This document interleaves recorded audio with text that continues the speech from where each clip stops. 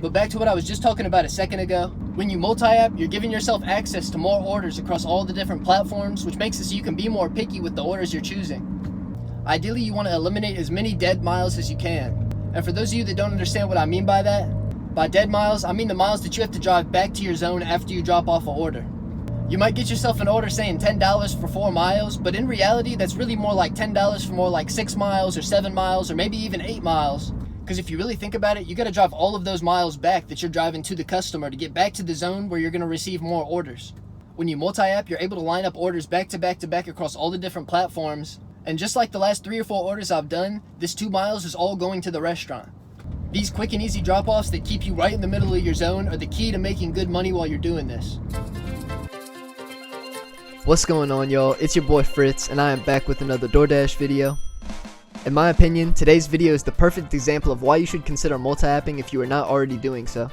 Unlike last week where I was able to get 2 back-to-back catering orders, this Monday was a lot more realistic. That being said, I was still able to pull a really good hourly during the lunch shift without taking any catering orders. I quickly wanted to thank you guys for the support you showed me on the last video. It was awesome reading through the comments and talking to you guys about your markets or answering any of the questions you guys had. If you guys have any questions about multi-apping after watching this video, please leave them down in the comments below and I'll make sure to reply to you as soon as I can. But anyways, with all that being said, let's jump right into the video. Alright y'all, the first order of the day just hit my phone. It's 11:08, so we declined orders for probably about 10 minutes. There was a couple of decent orders in there, but this is exactly the type of order I was looking for. $12 stack going about 2.5 miles and it's 10 items. So I think there's a very good chance of a hidden tip on at least one of these orders.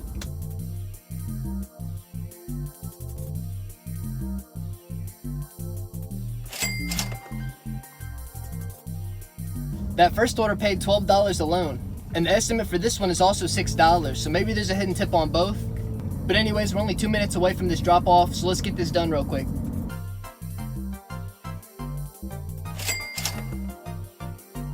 We got $19 for that stack order, and as I was walking out of the business, Uber Eats sent me this order for $11 and some change for I think it was 2.5 miles. I feel like Uber typically wouldn't show me this much base pay. I'm a little bit worried because in my market, typically this order would have shown up as like $10.50 or $11 tops. But I'm pretty sure it showed me like $11.90, so I'm afraid that maybe there's an issue with this order. Alright y'all, the order was ready and we're literally only 2 minutes away from the customer, so I'm really not sure why it was showing me so much base pay. But anyways, let's get this dropped off and we may be able to squeeze one more order in this first hour.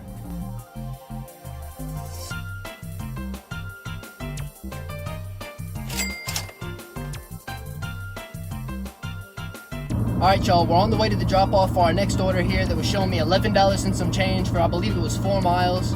At first I had accepted an order for $6 from Chick-fil-A on DoorDash, but I accepted it right at noon, and those of you that also DoorDash know just how busy Chick-fil-A can get during peak lunch.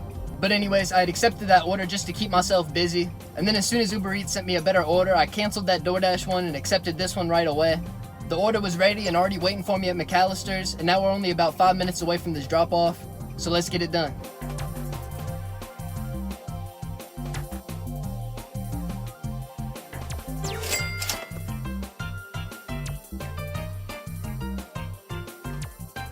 Alright y'all, we got a really big order from the local taco.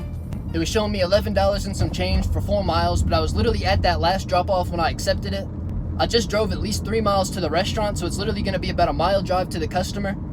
It's 13 items, so I'm hoping for a big hidden tip on this one. It's a pretty big bag of food we got back there, and it was ready. And now we're only 2 minutes or half a mile away from this drop off. We're at about an hour and a half right now, and we have about an hour and a half left to go. So let's get this dropped off and let's see what else I can get.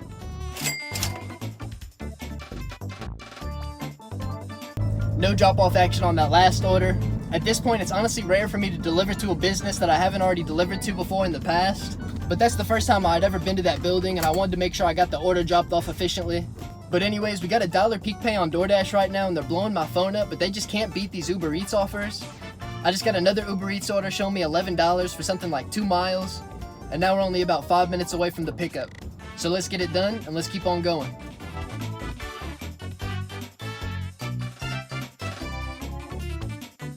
The order was ready, and again, we only have like a half a mile drive to the customer. I just realized that I've canceled as many orders as I've delivered today. My tip of the day for you guys is obviously to multi-app, but also to not be afraid to unassign orders.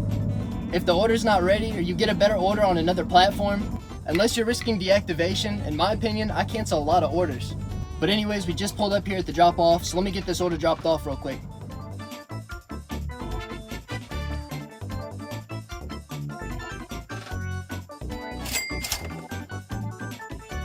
Got that last order dropped off, and I'm hoping it has a hidden tip on it too. As I was in the building, they sent me my next order for $8.90 for about 2 miles, so I accepted that, and I can't check and see if I'm gonna get a hidden tip or not. But back to what I was just talking about a second ago. When you multi-app, you're giving yourself access to more orders across all the different platforms, which makes it so you can be more picky with the orders you're choosing. Ideally, you want to eliminate as many dead miles as you can. And for those of you that don't understand what I mean by that, by dead miles, I mean the miles that you have to drive back to your zone after you drop off an order. You might get yourself an order saying $10 for 4 miles, but in reality, that's really more like $10 for more like 6 miles or 7 miles or maybe even 8 miles. Because if you really think about it, you gotta drive all of those miles back that you're driving to the customer to get back to the zone where you're gonna receive more orders.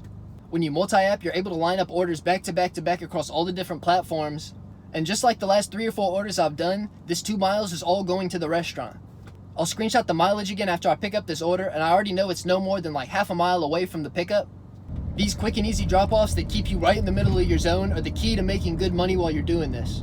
I'm not going to go any further than half a mile out of my zone to drop this order off, so I'll be able to accept orders the whole time on any of the other apps if I get a good order. But anyways, hopefully that makes sense for you guys, and hopefully that helps some of you out. But we're turning into Sonic right now to get this order picked up, so I'll check back in when I have it. Alright y'all, what did I say? Got the order picked up, and we're only 2 minutes or 0.5 miles away from the drop-off. This is exactly what I'm talking about, y'all. Just got our next order here. I'm only a minute away from this drop-off. This is why you guys gotta multi-app, I'm telling y'all.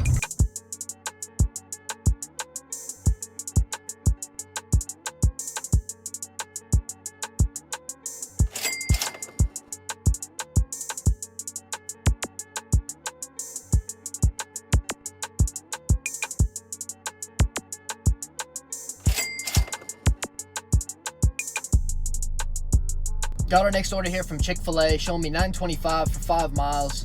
The main reason I accepted it is because it was saying 11 items, but at restaurants like Chick-fil-A, Taco Bell, McDonald's, the item count can be a little bit misleading sometimes.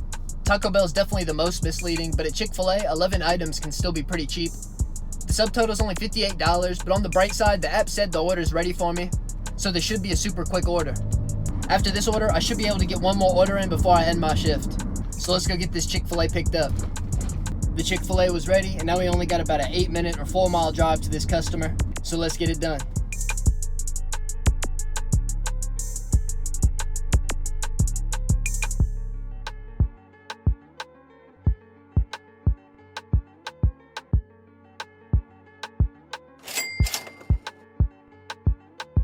Got our next order here from Starbucks, showing me $7 and some change for about 3 miles. I was able to do that glitch that I showed you guys, and it's going to a business that I've dropped off to probably 100 times. It's about a 2-mile drive over to the restaurant, and then it's going to be about a mile over to the customer. So this should be a super quick order.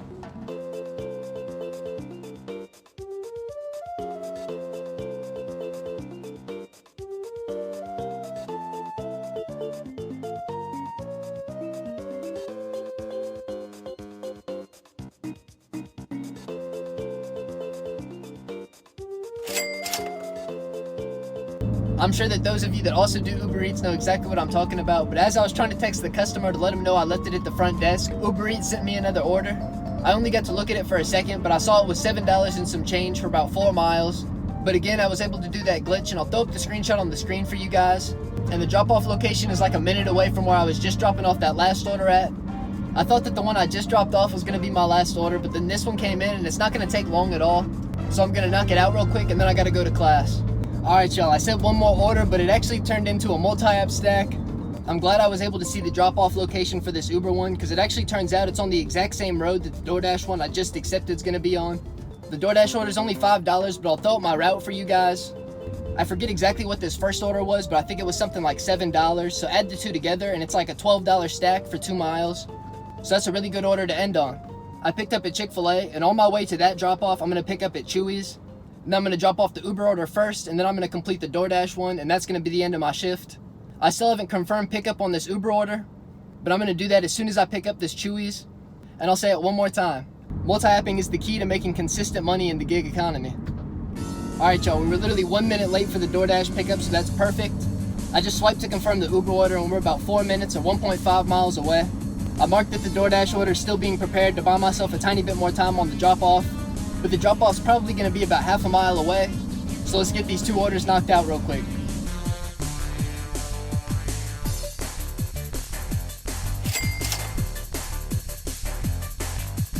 Alright, we're only 1 minute or 0.8 miles away from this second drop-off, and we still have 5 minutes until the drop-off time, so I'd say that stack order went great. But anyways, let me get this dropped off and then we'll talk about how much I made today.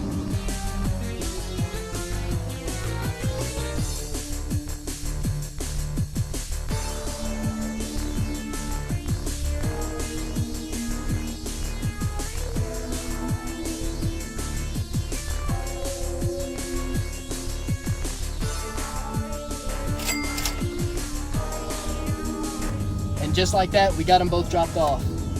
I'm still waiting on the majority of my Uber Eats tips to come in, but I think we had a really good day today. The goal was to make $80 to $100, and I know we definitely made at least $80. The real question is, did I hit 100? I went for 3.5 hours, and I don't know exactly how many miles I drove, but I'll throw that up on the screen for you guys. Thanks again for the support you guys showed me on the last video. And in the comments, let me know if your market has started to pick back up again yet. But anyways, hopefully you guys enjoyed the video. Hopefully you're out here getting some money as well, and I hope you guys have a great rest of your day.